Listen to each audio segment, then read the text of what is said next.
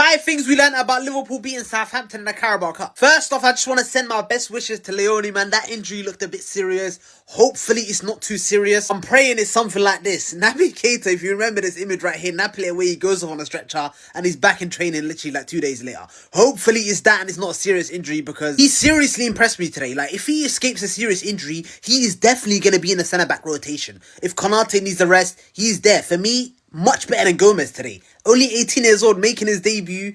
Look at his first half stats, unreal. Now that we've got that out of the way, let's talk about Ekitike. Brother, what the hell happened there? Or what were you doing? You know you're on a yellow card and you're doing shirt-off celebrations like this. Look at Frimpong, he was even looking at him like, brother, are you alright? You know you're already on the yellow card. Now you're going to be banned for the next game, next Premier League game, Crystal Palace away. He's not going to be there. To be honest though, I'm not really that bothered, because Isak, I think he was going to start the next Premier League game anyway. We saw him come off after 45 minutes. And the players that played the first half went in for half-time. This guy stayed out there doing extra warm-up. So I'm guessing Slot had him playing 45 minutes and then he's fit and ready to play 60 whatever minutes in that Crystal Palace game. Then you had Ekitike, who's going to be back. Of course, he's not banned for the Champions League. He's going to be there to play Galatasaray right away. And then Isak's back in for Chelsea. Isak's not going to be able to play 90 minutes though against Crystal Palace. So thank God we have Chiesa. Chiesa, by the way, how this guy does not get minutes in the first team, genuinely, I do not understand. Him and Gakpo, there's not that much different. I feel like a madman. I've been saying this since the day he arrived at the club.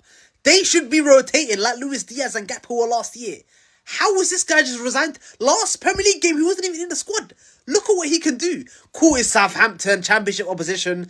But there was other first team players out there. Boy, they were struggling. And this guy, 2 assists, created the first goal, created the second one as well. I don't know if he's going to be able to, but I want him to start the next game. Crystal Palace, I want Chiesa to be starting on the left-hand side, because he's not in the Champions League squad, so you can't play Galatasaray right away anyway. Gakpo might as well play that UCL game, and then you can have Chiesa playing against Crystal Palace, maybe even Chelsea as well if he impresses. Moving on from Chiesa though, let's speak about the guys who didn't really impress. I don't know how Endo scammed this rating. 8 rating for Endo. That is unbelievable. I don't think he was great at all.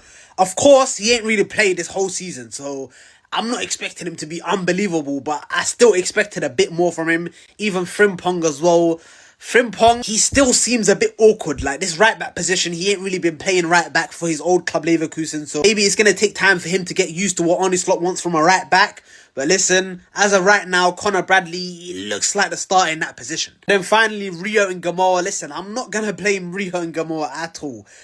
Bro, this guy is 17 years old. I've never seen a 17-year-old, apart from your name is Lamine Yamal. Like, apart from Lamine Yamal, I've never seen a 17-year-old get a triple team.